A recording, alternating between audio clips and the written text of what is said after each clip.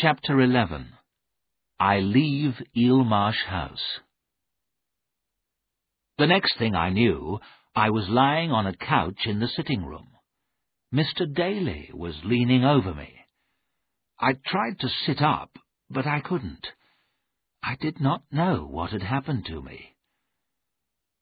"The trap! The Pony and Trap!" I said. "Oh, that was me," Samuel Daly said with a smile.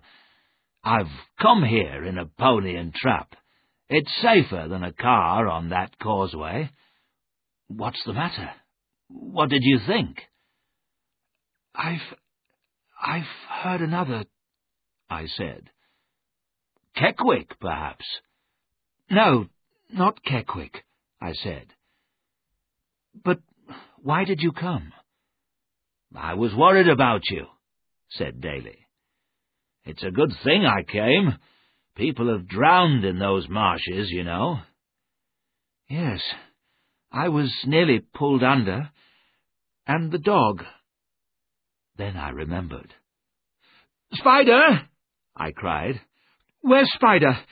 Did she—" "She's safe," Daly said. "She's here." At the sound of her name, the little dog jumped up and wagged her tail. "Now I'm taking you home with me," said Daly. "You can't stay here." For a few moments I said nothing. I remembered what had happened to me. I knew that the woman in black was a ghost. But why was she here? I knew there was evil here, and sadness too. Why? I wanted to know. And I had to finish my work too. "Thank you, Mr. Daly," I said after a few moments. "I want to leave Eelmarsh House. But what about my work?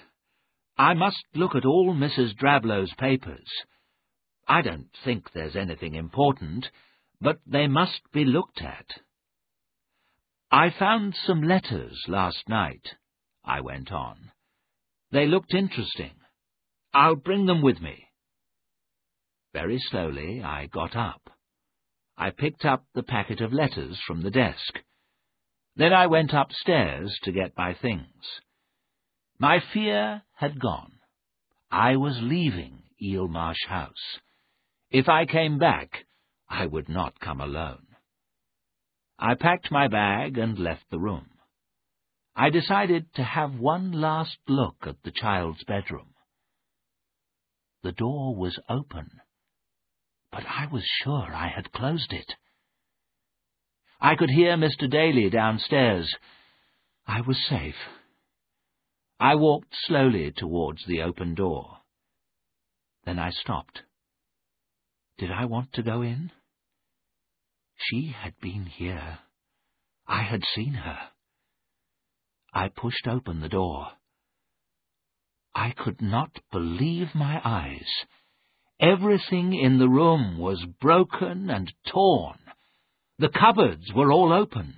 Toys, clothes, and books lay on the floor.